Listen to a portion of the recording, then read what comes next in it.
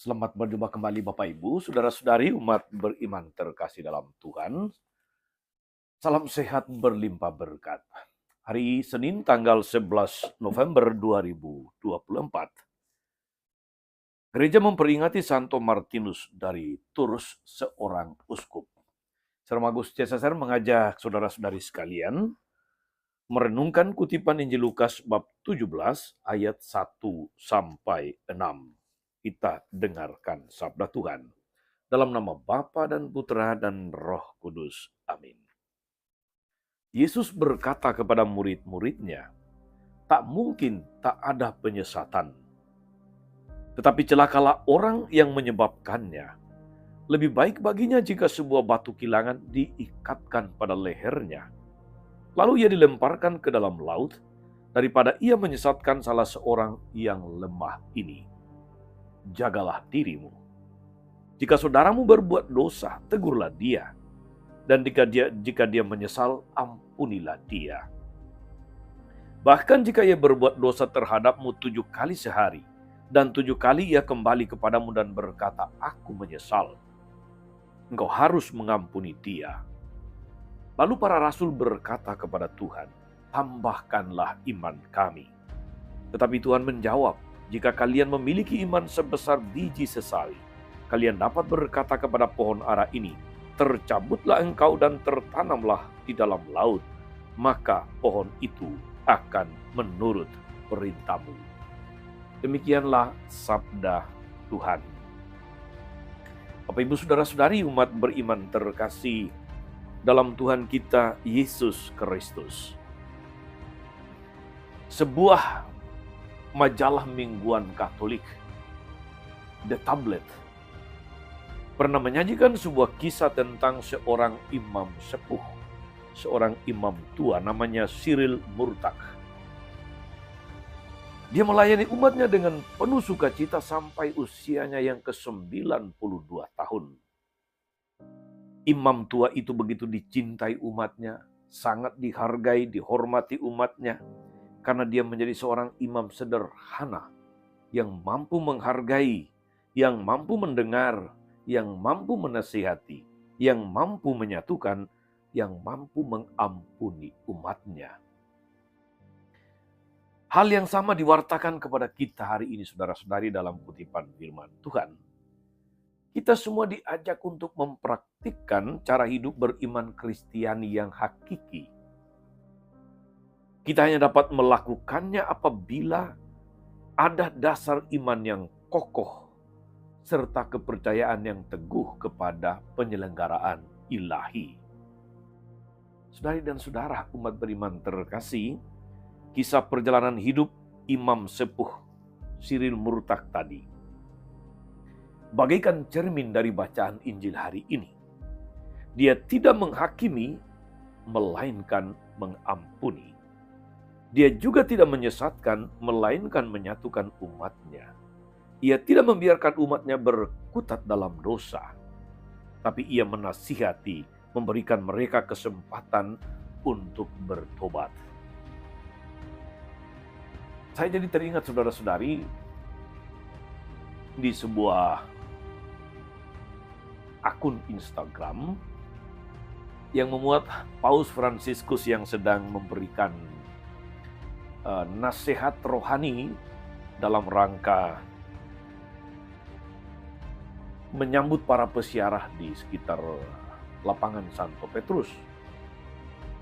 Dia menasihati para imam untuk menjadikan ruang pengakuan dosa itu sebagai ruang pengampunan, bukan ruang pengadilan, bukan ruang penghakiman, bukan ruang interogasi, tetapi ruang pengampunan. Bahkan kalau imam tidak mampu atau tidak memahami apa yang disampaikan sebagai dosa oleh seorang peniten, dia harus ampuni saja.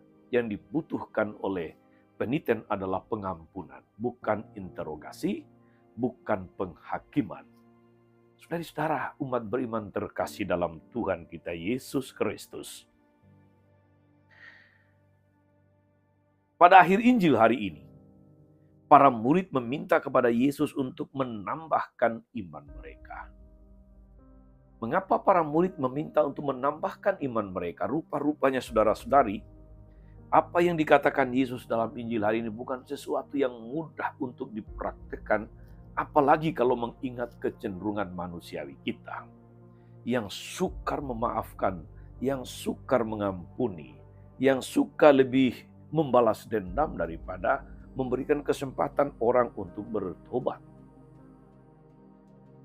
Saudara-saudara, memang tidak mudah, tetapi kalau ada iman yang matang, maka hal-hal yang dinasihatkan Yesus tadi menjadi sesuatu yang tidak mustahil untuk dilakukan.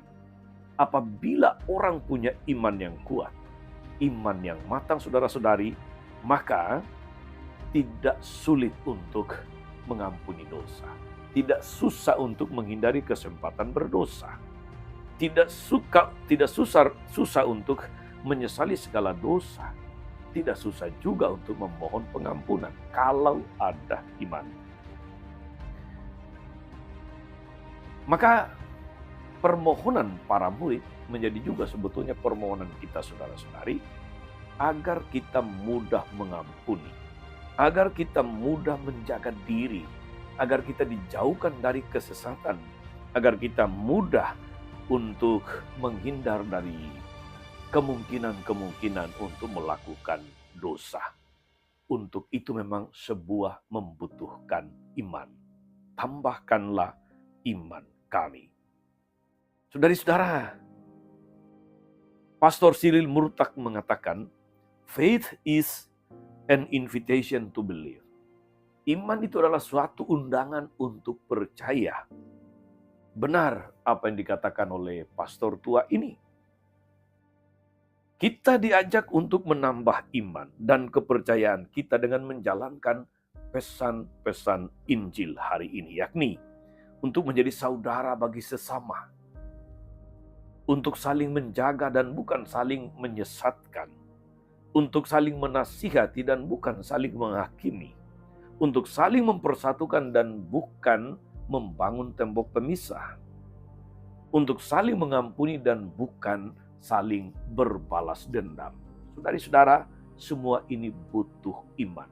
Kalau kita mau menunjukkan diri, menunjukkan identitas Kristiani kita, kalau kita ingin bahwa gambar Kristus pada diri kita sungguh-sungguh menjadi nyata di tengah dunia. Untuk itu sekali lagi kita mohon kepada Tuhan, tambahkanlah iman kami. Tuhan Yesus memberkati kita semua. Amin. Tuhan Yesus Kristus, kami bersyukur atas firman-Mu hari ini yang sungguh meneguhkan kami untuk menjauh dari penyesatan, untuk gampang mengampuni, untuk menghindari kesempatan berdosa, untuk saling mengingatkan, untuk saling menjaga dan menasihati, untuk membangun hidup yang bersatu, untuk senantiasa menjadi saksi kasih-Mu di tengah dunia. Untuk itu, tambahkanlah iman kami Tuhan. Semoga dengan pertambahan iman itu kami semakin bertumbuh di dalam segala macam kebajikan yang Kau kehendaki. Kaulah Tuhan dan pengantara kami sepanjang segala masa. Amin. Saudari-saudara sekalian, berkat Allah turun atas saudara-saudari, atas mereka yang kita doakan atau kita janjikan doa, mereka yang sakit dan menderita, segala rencana, karya, dan pelayanan hari ini, Bapa dan Putra dan Roh Kudus. Amin. Tetap sehat, teruslah menjadi berkat. Jangan lupa like, subscribe, nyalakan lonceng notifikasinya. Salam 52, Tuhan memberkati.